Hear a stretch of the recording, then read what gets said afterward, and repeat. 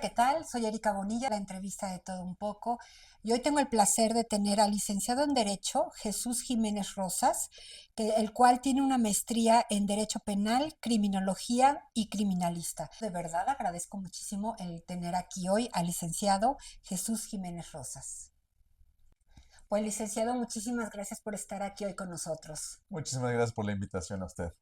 No, al contrario, sobre todo es desde cuándo le voy a platicar que la gente que me ve, la gente que me escribe, me había pedido mucho el que consiguiera un abogado y el tener hoy por hoy un abogado y especialista en derecho penal, criminología y criminalística es súper importante porque de pronto pensamos que no lo vamos a necesitar, pero ahorita que previo a la entrevista y esta pequeña plática que tuvimos, es que en cualquier momento todo lo podemos necesitar. La primera pregunta que me encantaría hacerle, este licenciado, es ¿cuál es la diferencia entre criminalística y criminología? Bien, le voy a plantear algo más certero, la diferencia entre lo que es el derecho penal, la criminología y la criminalística. Ok, Desde el punto de vista técnico, la criminología siempre se va a encargar del estudio del crimen como tal, ok. el que todo lo que relaciona a cómo se desenvolvió y cómo sucedió. Ujú. Punto y parte aguas relacionado al mismo encontramos en la criminalística, ya en la parte técnica y la parte aplicada. Incluso podemos encontrar desde el levantamiento del cadáver. Ambas ramas, tanto la criminología como la criminalística, parten del derecho penal. Ok, El derecho penal lo vamos a entender como aquella acción u omisión sancionada por las leyes penales. Es decir, todo aquello que vamos a considerar un delito en el aspecto social. Desde que una persona delinque, por qué cometió el delito, qué lo llevó a originar el delito.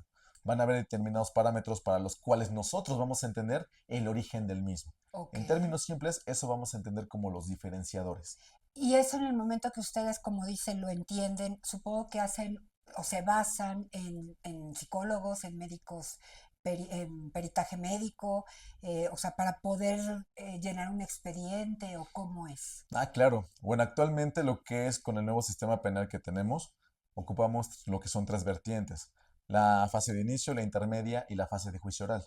Aquí es importante lo que es el rubro de la criminología y de la criminalística, toda vez que ellos nos van a ayudar a aportar los elementos probatorios para demostrar la existencia del, en este caso, el hecho delictivo. Ok, Vamos a un caso muy práctico. Si hablamos de un delito como violación, ajá, en un delito como violación vamos a encontrar determinados elementos de prueba que nos van a hacer, por lo menos, un énfasis de qué se trató, pero no quién lo cometió, cómo se cometió, qué elementos contribuyeron a que se llevara a cabo.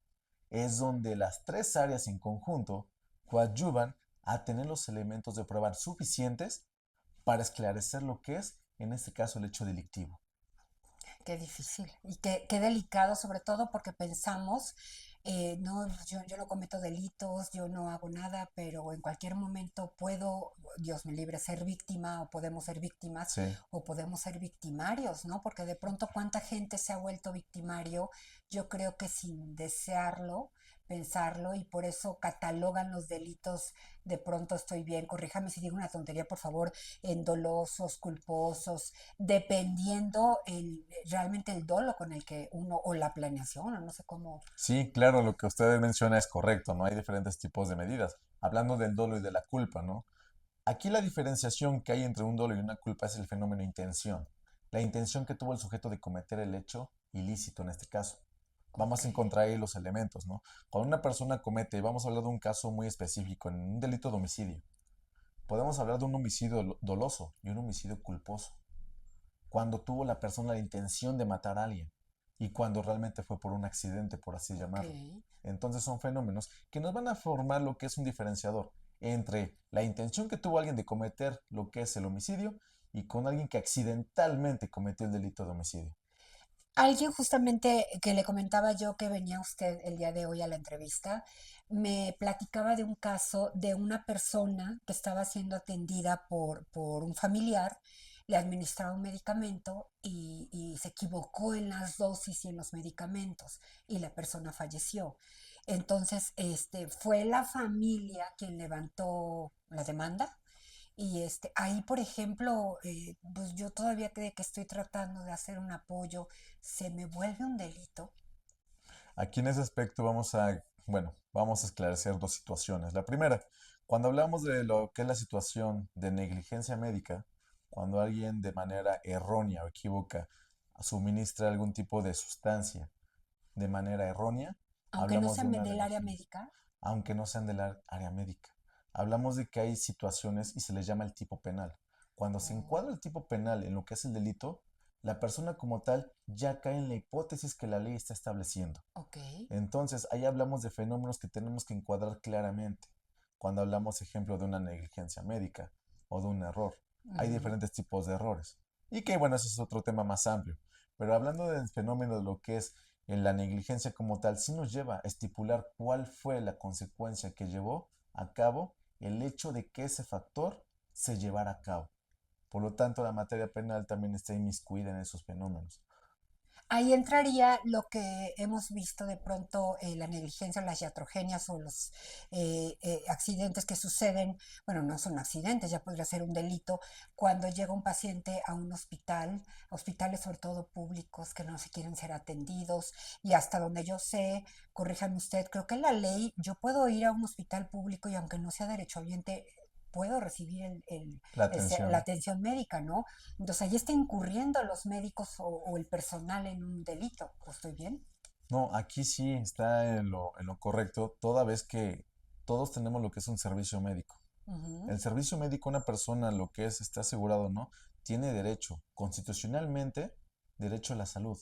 Entonces hablamos de que no se les puede coartar esa garantía y derecho que la propia constitución nos está estableciendo a las personas. Ok. Muchas veces por lo que es, y lo tengo que tomar de una manera muy fría quizá, pero hablamos del fenómeno ignorancia. Sí. La gente por desconocimiento a veces se limita a ejercer la aplicación de sus propios derechos. Y la gente se los frena también cuando no tiene por qué suceder un fenómeno de esa naturaleza. Todos tenemos derecho a lo que es el servicio médico, sí, porque el Estado tiene la obligación de otorgarlo a todos los ciudadanos mexicanos.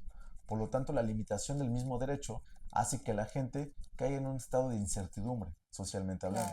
Claro, claro. ¿Y qué tan cierto es que incluso yo puedo ir a un hospital particular? O sea, ya no hablando de hospital público, ¿puedo exigir el derecho de la atención? La atención, en términos simples, puede hacerlo, pero en casos muy esporádicos y muy aislados. ¿A qué me refiero con esto? Que sucede un caso similar que ahorita lo voy a contar, en el caso de que yo, Estado, tengo la obligación de otorgarte el servicio médico. Por lo Ajá. tanto, si tú quieres ir a un servicio particular, ya eres Ya me tengo. consciente de que hay una erogación económica de tu parte para que tú tengas esa atención médica diferente a la que el mismo Estado te está otorgando. Eso sucede con otra garantía individual. Ya vemos lo que es este libre tránsito. Ajá. Muchas personas vemos que también de una parte del desconocimiento de la propia ley que sucede. La gente se siente con el derecho de ir a las casetas de peaje y decir, me lo quiero pasar, porque si no me permites pasar, estás coartando lo que es mi libre tránsito. Y ese es un error que la gente tiene. ¿Por qué? Porque el Estado nos pone comunicaciones, lo que son, lo que conocemos comúnmente como carreteras, donde podemos transitar libremente por cualquier estado. La que le llamamos libre. Exactamente, la Mm. coloquialmente llamado por la carretera libre. Entonces, si una persona quiere ahorrarse cierto tiempo, quiere ir más cómodo, es como eligen lo que conocemos también como las autopistas. Ok. Van por pista, pagas tu peaje para que el tránsito se te sea más fácil, más cómodo, no tengas tantas complicaciones. Actualmente que, pues bueno, vemos muchos asaltos en carretera, te libras de esa situación porque hay, de cierta manera, más seguridad. Ajá. Entonces, no aplica tampoco ese libre tránsito. ¿Por qué? Porque esas son lo que son instancias que son otorgadas a particulares. El Estado sí te está otorgando la comunicación a otro Estado. Si tú quieres utilizar otro medio, es que eres consciente de que vas a hacer una erogación económica. Ejemplo, cuando se rompe un vínculo matrimonial, una relación de pareja, y de pronto uno de los dos incurre en algún crimen o atenta contra la vida de la otra pareja, ahí entra el derecho penal, no es familiar. Claro, hay relación, siempre cuando hablamos de las ramas del derecho, vamos a encontrar que las ramas del derecho encuentran una relación con otras mismas ramas del derecho. Ok. ¿Eso qué nos quiere dar a entender? Que no porque yo hable de la materia penal exclusiva, hay una exclusividad, no. Hay relación con otras ramas. Vamos a hablar del aspecto que me está comentando ahorita. Si hay lo que es una, vamos a llamarlo violencia intrafamiliar dentro del Ajá. vínculo familiar, sí se relaciona primero lo que es el derecho penal. ¿Por qué? Vamos a hablar en un supuesto hipotético donde la pareja llegó a los golpes. ahí hablamos de un delito de lesiones. Y ese delito de lesiones se puede denunciar. Ajá, Y una vez que esté la denuncia, es un factor indispensable para presumir que el vínculo matrimonial debe de disolverse. ok, Cuando hablamos de esa disolución del vínculo matrimonial, es porque actualmente el Código Civil del Estado de Puebla nos manipula con el Código Procedimental el hecho de que hay una causal de divorcio. Incluso hablamos de divorcios unilaterales. Actualmente ya no sucede como antes, que si querías divorciarte, que tu pareja te tenía que dar el consentimiento, que me quiero divorciar, pues no te voy a firmar el divorcio. Actualmente ya no sucede eso. Ya tenemos figuras como el divorcio unilateral, donde solamente mi voluntad de querer separarme de la persona es suficiente para disolver el vínculo. ok. Se Pero, me ocurre, ah, sí, perdón, perdón. pero relacionado a esta parte de lo que es el derecho penal con el derecho civil y familiar, sí hay un vínculo muy importante. Ok, Ambos tienen que estar ligados. ¿Por qué? Porque ambos, al hablar de una rama del derecho, buscan qué? Lo que es el vínculo y control de la conducta social. Bien, aquí vamos a tomar dos aspectos totalmente distintos. Primero, la esposa, actualmente en Puebla, la esposa y la concubina tienen los mismos derechos, por igual. por igual. Wow. Aquí, ¿cuál es un diferenciador que en el aspecto de la praxis nos marca lo que es el derecho? Es uno de los principios generales del derecho. El que es primero en tiempo es primero en derecho. O sea, sería la esposa. En términos simples, sí. Para mí, bueno, yo por la práctica y la experiencia que puedo llegar a tener, yo siempre me figuro lo que es el derecho como un juego de ajedrez. ¿Por qué Ajá, un juego de ajedrez? Puedes tener un tablero de ajedrez y solamente tienes dos peones y tu rey. Y tu contrincante puede tener todas las piezas del ajedrez. Pero si tu contrincante no sabe mover sus piezas, va a ganar el otro. va a ganar el otro, porque es quien sepa mover sus piezas. La persona, en este caso la pareja, sufre una situación donde queda en estado lo que es muere. Ya murió. Ajá, Aquí hablamos de situaciones. Hizo testamento, no hizo testamento. Tiene derecho a una pensión, ¿quién? La esposa o la concubina. Hubo hijos por parte de la esposa, hubo hijos por parte de la concubina. Son situaciones que en el aspecto legal se tienen que analizar a fondo. claro. Ahora, actualmente con las modificaciones que el Código Civil ha establecido, pone un escalafón de cómo se puede ir a la sucesión. Los primeros en heredar van a ser los descendientes, Los en este hijos. caso los hijos. Son los primeros que tienen derecho a heredar. No hubo hijos o los hijos ya no se encuentran en posibilidad de recibir alimentos o por lo menos ser parte de la sucesión, se van, en este caso, ya no a los hijos, se van a la cónyuge o concubina. Ok. Después de la cónyuge concubina encontramos a los ascendientes, que serían Los los padres. padres. Una vez que no haya, nos vamos a los familiares colaterales. Y en el caso de Puebla, tiene derecho a heredar la Benemérita Universidad Autónoma de Puebla, la UAP. ¿En ¿Sí? serio? De hecho, es muy sonado que aquí en Puebla, la zona del centro, donde encontramos el Carolino, Ajá, hay universidades como la Facultad de Filosofía y Letras, ajá, la Farmacia Fleming, que se encuentra en Reforma. ajá. Son antiguas casonas. Si se da Que cuenta, las son heredó. casonas. Exactamente. Las absorbe sobre lo que es la disposición del Código Civil y las vuelve en el caso de la web Filosofía y Letras o la Farmacia Alexander Fleming. Increíble. El Estado aquí, por medio de la web, puede también heredar como última instancia. Y ahorita siguiendo en la abogacía, me saltó una duda. Ustedes como abogado, ustedes estudió la carrera, luego hizo la maestría, obviamente tiene una preparación, y si ahorita de pronto por azares del destino se fuera usted a vivir a Monterrey, ¿cambia la ley? O sea, a cualquier estado de la República. ¿Sí? Cada ley, hablamos de tres supuestos legales. Ajá, La aplicación de la ley tiene tres vertientes. Leyes federales, leyes estatales, donde cada una va a tener su propia nomenclatura de aplicación. Cada estado tiene su código civil, es decir, existe el Código Civil del Estado de Puebla, pero también existe el Código Civil del Estado de Veracruz, también existe el Código Civil del Estado de Guadalajara. Es decir, cada estado tiene sus propias leyes locales que las regulan y algunos factores iban diferenciándose unos de otros. ¿Qué quiere decir esto? Por ejemplo, en Puebla el Código Penal ya no nos establece como la difamación o las calumnias como un delito. Ya nos vamos por la vía civil, la responsabilidad civil que origina esto. ya, Antes, ¿a qué se refiere con responsabilidad civil el para daño que una persona puede recibir psicológico, físico, de cualquier índole, monetario? efectivamente. Ok. Antes era el delito de calumnias, difamación, que una persona, pues obviamente con hechos inciertos y no demostrables, quisiera dañar la imagen o reputación de otra persona. Actualmente esas figuras legales de materia penal desaparecieron y todo se va hacia una responsabilidad civil objetiva o subjetiva, dependiendo del caso en concreto. Claro, de hecho ahorita tenemos el nuevo Código Nacional de Procedimientos Civiles y Familiares. Este código se aplica a partir del 2027. Entonces uno se tiene que ir actualizando. Un caso Ay, muy específico, vámonos al código civil del Estado de Puebla.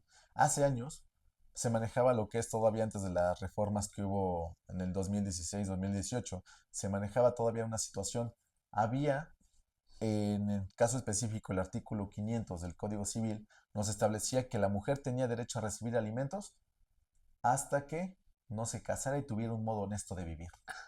Eso quería decir que una mujer podía tener 40, 50 años y recibir alimentos y tener el derecho de recibir alimentos por parte de sus ascendientes, es decir, sus padres. y ahora ya Ahorita no. con las nuevas reformas, el artículo 500 quedó derogado, quedó eliminado y se modificó el artículo 499. Ahora, palabras más, palabras menos, ese artículo nos dice que el hombre y la mujer tienen derecho a recibir alimentos hasta que de manera continua siga estudiando y logre un título universitario o logre un oficio. Una vez que los preceptos legales, en este caso ya es mayor de 18 años, ya no sigue estudiando, se dedica a la vagancia, por así decirlo, los papás tienen todo el derecho de poder sacarlo del domicilio familiar. Oh, esta libertad o estos derechos que hemos ganado las mujeres, muy Sí, bien sí, sí. ganados, muchas mujeres que lo están haciendo de una manera incorrecta al acusar de manera injusta o porque no hubo delito a un hombre y de pronto sabemos de casos muy sonados que están procediendo. ¿Cómo es posible que puedan decir que fueron atacadas por un hombre hace años, proceda, la persona esté en la cárcel? Es que qué delicada situación. Sí, se ha vuelto algo muy delicado y sobre todo un poquito injusto sobre dos factores.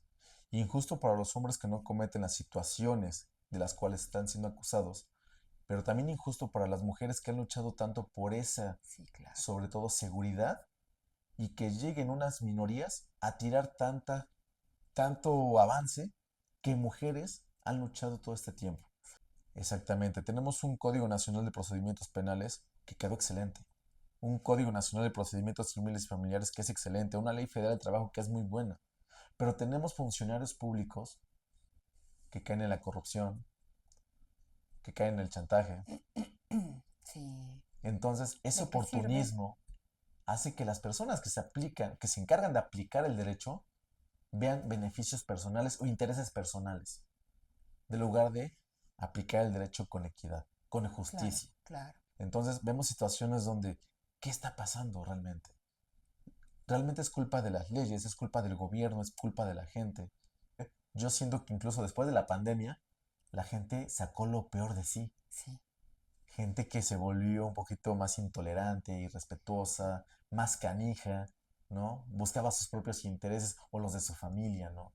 Hablamos de esos fenómenos que desde el punto de vista de la criminología criminalística y el derecho penal han dado varias respuestas sobre ello, ¿no? El qué pasa por todo eso, qué pasa por la cabeza de las familias, ¿no? El tener una respuesta correcta, concreta a lo que se está buscando desde el punto de vista del derecho. tiene toda la razón. Y ahorita me resalta una duda, porque conozco una persona que está estudiando criminología y Criminalística, criminalística, pero únicamente, o sea, sin estudiar sí, sí, sí. derecho, porque existe así Sí, tal cual. ¿Cuál viene siendo la diferencia? en ambos factores, entre lo que es el derecho penal y esas áreas, el derecho penal digamos que es el todo y la criminología y la criminalística es una parte del derecho penal. Ok, Se van a encargar únicamente del crimen que se comete. ¿Dónde, cómo, por qué lo que era influyó? el criminalista. Exactamente. Ok, Ya la parte, digamos, de la praxis, de esa área que se va a encargar de esclarecer los hechos del delito. ok. Por ejemplo, yo puedo tener la preparación de derecho penal. Ajá. Me voy a dedicar a levantar denuncias, ayudar a juntar pruebas, elementos probatorios, para que, ya sea dependiendo como el asesor jurídico de la víctima o el defensor jurídico del imputado, ver y esclarecer el hecho como se dio. Y para eso, ¿qué necesito? Pruebas. Y es donde interviene lo que es el área, Ellos. la Ah. criminología y la criminalística. O sea, por ejemplo, qué feo. Pero si hay un delito, ellos van, ellos toman las fotografías, ellos van al CEMEFO, ellos toman los análisis, ellos, bueno, los mandan, reciben los resultados y digamos que todo eso se lo van a entregar a usted para que usted arme todo el expediente. Exactamente. Porque yo como abogado conozco de las leyes y su aplicación. Ellos conocen de cómo se cometió el hecho delictivo, Ah. incluso desde el levantamiento del cadáver. ¿Quién lo Sí, hace? ¿Ellos? también. Encuentran una persona tirada, tienes que esclarecer, porque a lo mejor los indicios nos dicen, Sí, fue un homicidio. O a lo mejor nos dicen, fue un suicidio. pero no lo sabemos. Exactamente. Ellos, expertos en esa ciencia, van a esclarecer realmente cómo sucedió. A lo mejor no fue, le colocaron una cuerda, lo dejaron tirado y van a decir, no, se trató de colgar, fue un suicidio. Cuando a lo mejor fue algo premeditado y lo planearon para que aparentara Ah, claro. ser un suicidio y realmente fue un homicidio. Ellos se dedican a eso. Ok, ok. Abogado, y lo escucho hablar con tanta pasión, con tanta preparación, con tanto entusiasmo. ¿Qué lo llevó a estudiar abogacía? ¿Qué lo llevó a estudiar esta especialidad? Bien, eso sí es algo, casi no me lo preguntan, realmente casi no me lo preguntan. A mí lo que es la parte del derecho no me causaba de chico una incertidumbre. Quiero ser abogado, quiero estudiar Ajá, derecho. ajá. No tuve tampoco ejemplos. Realmente yo no vengo de una familia de abogados. Ustedes de los De primeros. hecho, en la familia fui el primer abogado que existió y pues bueno, me toca hacer un buen legado, ¿no? Para futuras generaciones de la familia que quieran experimentar esa parte, ¿no? No tuve esos ejemplos de decir, estoy viendo esto, quiero hacerlo. Hubo una parte de mí que dijo, ¿por qué no intentar algo que yo no estaba tan preparado? Quizá muchas personas me decían, no, él no tiene callo para estudiar derecho, ¿no? Yo creo que es la vida la que te va empujando a situaciones que uno no espera poder atravesar y uno va caminando por lugares donde nunca se imaginó estar. Sí, Cuando yo estudio derecho, y a muchos les ha pasado, yo creo que cualquier carrera que estudien es muy común que te pase, la incertidumbre de, ¿realmente soy para esta carrera realmente es para mí? Y esa pregunta es muy importante, porque tú te la haces y tú mismo te la debes de responder. Cuando estás en un asunto, cuando ves que una persona se apoya mucho en ti, eso es lo que te lleva a sentir la satisfacción personal. Yo tengo una dualidad, así como ejerzo la carrera, también doy clases de derecho. Entonces, igual, es una dualidad que me gusta. sus alumnos han de estar felices porque platica usted súper, súper, o sea, de verdad mis respetos para su cultura, su preparación, su facilidad para hablar, su paciencia.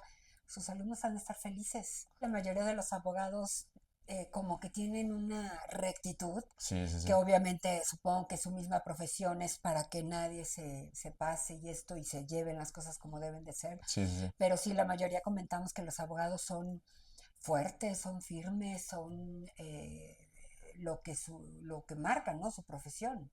Pero también muchos, y yo me atrevo a decir que es una parte de la mitad de la sociedad, tristemente es un gremio también muy quemado. Sí.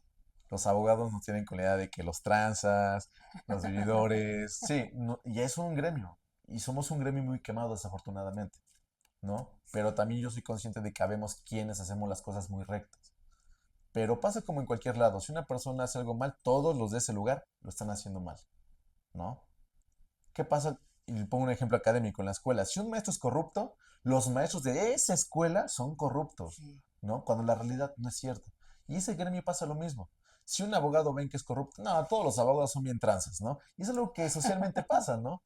¿Qué consejo le daría usted a un joven si hoy por hoy estuviera sentado y le dijera, voy a hacer el examen de admisión porque voy a estudiar derecho? ¿Qué consejo le daría a usted? Que lo intenten. La vida es una, intenta. Si te está llamando la atención es por algo. Arriesgate, inténtalo. Si no te funciona, es realmente porque por lo menos tienes ya el conocimiento de decir, lo intenté, conocí y no me gustó. Que nunca se queden con las ganas. Tengo Ok, alumnos ahorita en este momento de segundo semestre, cuarto semestre, sexto semestre y octavo semestre. wow. Entonces siempre les digo, háganlo, cásense con la carrera. Y siempre les digo este ejemplo, ¿no? De que tu carrera se va a volver tu relación más tóxica. Porque va a haber días en los que la vas a odiar y no quieres saber nada, pero la vas a querer seguir teniendo ahí. Y vas a estar ahí. Y unos días te vas a sentir bien feliz, orgulloso y satisfecho por tu carrera. ¿no? Por eso les digo, esta es tu relación más tóxica que nunca te va a dejar, Más que la esposa. más que la esposa, ¿no? Fuera de Claro. ello es como de cásense con ella, no esperen que sea una carrera que les va a dar felicidad. Algo que les digo es, no esperen que la carrera los llene de dinero, hay satisfacciones más importantes que el dinero. Hasta ahorita y con la cabeza suficientemente en alto, puedo decir que nunca me ha aventado a defender a alguien que es culpable. Wow. No, no me he dado la oportunidad. ¿Lo ¿Por qué? haría? No. ¿Por qué? Considero que la materia penal es una carrera muy exigente, muy ruda, muy fuerte, donde si una persona quiere crecer, te tienes que quitar tu moral, porque sabes que vas a defender a alguien que no lo merece. Qué fuerte. Y emocionalmente y por la cuestión de principios, porque y moral, porque tuve un maestro excelente, Jorge Lerín Valenzuela, que era un magistrado suplente, siempre nos habló de la deontología jurídica y nos decía, un abogado siempre debe tener principios y valores. Claro. Eso es lo que va a definir a un buen abogado. Y eso es lo que aplica. Yo no me veo defendiendo a un violador, a un secuestrador. ¿Por qué? Porque me pongo en el lado de la empatía. ¿Qué pasa si estoy defendiendo al secuestrador que tuvo la osadía de secuestrar a un familiar mío? ¿Cómo defiende uno a ese tipo de personas? Sí, no, no, no, eso a mí se me hace tan difícil. Muy fuerte. Y la segunda pregunta es, ¿cómo maneja usted la inteligencia emocional cuando perdió un caso? Porque los seres humanos somos mucho de orgullo, no, bueno, no nos gusta perder y no Claro. sabemos reconocer cuando perdimos. Bien, aquí hay una cuestión para mí muy valiosa. Es una carrera donde el orgullo está por encima de todo y que yo sé más que tú. Incluso desde que usted va a una consultoría o asesoría jurídica y quiere una segunda opinión, la segunda opinión le va a decir, no, ese abogado lo está engañando, le quiere sacar nada más dinero. Y va con una tercera opinión, no, esos abogados no, se van a aprovechar de usted. Lo correcto es esto. Y una persona que pide más de tres opiniones, lo único que acaba es confundida, porque ya no sabe quién de todos le dijo la verdad. Ahora, cuando es un control de las emociones, uno, desde que toma un asunto, desde ese momento sabe uno si lo va a ganar o lo va a perder. ¿A poco? Sí. Y yo me voy a la materia penal. Si me llega una persona que, ¿sabes qué? Detuvieron a mi hijo y mi hijo no cometió el ilícito porque fue robo. Ok. Uno checa la carpeta de investigación, lo primero que va a hacer. Pero si yo checo que lo detuvieron, hubo testigos, hubo cámaras, lo detuvieron en flagrancia, yo no puedo salir y decirle a la familia, ¿sabe qué? Si lo dejo libre, deme 20,000 pesos y lo saco. Y esa es una bajeza que muchos abogados hacen. Y conozco muchos asuntos donde me dicen, es que pasó esto, y uno se queda de, ¿cómo puede haber gente que manche todavía esta carrera solamente por sacarle dinero a la gente y darle falsas esperanzas? Sí, claro. Uno desde que toma un asunto sabe, y cuando tiene un asunto que ya lo tiene perdido, uno sí lo puede tomar, pero ser por lo menos lo suficientemente recto y decir a la familia, no va a salir, pero te puedo buscar la pena mínima, para que por lo menos en 1 o 2 años pueda salir. Y muchos abogados no lo hacen. Sí, sí lo ganamos, nos vamos a primera instancia. Híjole, ya la perdimos, tuvimos sentencia no favorable. No hay problema, señora. Vamos a segunda instancia, vamos a lo que es recurso, pero es más dinero. Y ahí va la familia esperanzada y da más dinero. No, señora, es que en la primera instancia lo sobornaron, dieron dinero, se vendió. Segunda instancia la vuelven a perder. No, señora, ¿qué cree? El de segunda instancia es muy amigo del de primera instancia. Y entonces ahí se Confirmó la sigue. sentencia. Ahí hubo tranza. Sí. Nos vieron la cara. No se preocupe, nos vamos al amparo. Es más caro porque ya es otra instancia más grande. Le va a costar tanto. Señora, el amparo también se perdió porque me dijeron que también ahí la contraparte dio más dinero. Mentira. Uno desde el inicio sabe si el asunto lo gana o el asunto lo pierde. Y cuando Wow. no sabemos si ganamos o perdemos es porque es un abogado que no está muy bien preparado. Ah, sí, es una mentira muy grande cuando vemos anuncios que dicen, abogado, cualquier asunto te llevo. Mentira. No hay abogado, yo no conozco ningún abogado muy bien preparado que Que diga, yo lleve conozco de todo. todos los asuntos. Claro. No, Como un médico. Para eso exactamente. existen las especialidades. Especialidades. Y en el aspecto jurídico tenemos las maestrías. Claro. Una maestría es una especialidad a la que tú te quieres dedicar. Hay asuntos en los que creo que por lo menos los que me conocen, más mis alumnos, me apasiona el derecho laboral. Conozco toda la teoría de laboral, pero ¿La ejerce? no me No. gusta el laboral. ¿A La práctica de poco? laboral se me hace lo más tedioso y lo más aburrido. No me gusta la práctica laboral, que es el derecho procesal laboral. No me gusta. Me gusta la emoción. Entonces, ¿qué sucede acá? Yo sé mis límites legales, qué asuntos sí puedo llevar y cuáles no. Es que usted es ético. Exactamente, cosa que a muchos Les se hace les está falta. olvidando o Sí. nunca lo llevaron.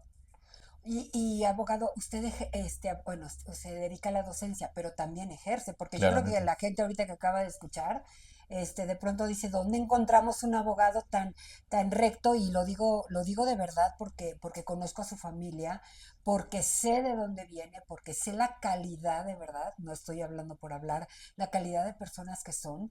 Y si de pronto alguien que nos esté escuchando requiere de sus servicios, ¿cómo lo puede localizar? Claro, sin problema alguno le puedo dejar mi número telefónico, donde se Que va a pueden aparecer aquí comunicar, en pantalla. y igual redes sociales. Bueno, manejo TikTok, pero lo manejo más para dispersión personal, no manejo tanto seriedad, También lo seguimos sino es y... mi parte, digamos, de desestrés. Hago Ajá, TikToks por desestrés, pero sí, lo que es Facebook, lo que es este número telefónico, incluso WhatsApp, sin problema alguno yo lo puedo ahí generar. aquí lo Se lo vamos a puedo poner dejar. aquí arribita, va a aparecer. Perfecto, sin problema alguno. De la manera se Abogado, puede. de verdad, le agradezco, voy a rectificar su nombre, Jesús Jiménez Rosas, de verdad le agradezco su tiempo, le agradezco su paciencia, evidentemente usted es profesor, felicito a sus alumnos porque tienen la oportunidad de tener una persona con su nivel, con su rango, con su preparación, con su cultura, con su moral, con su rectitud, que creo que ya son muy pocas personas que tienen esas virtudes.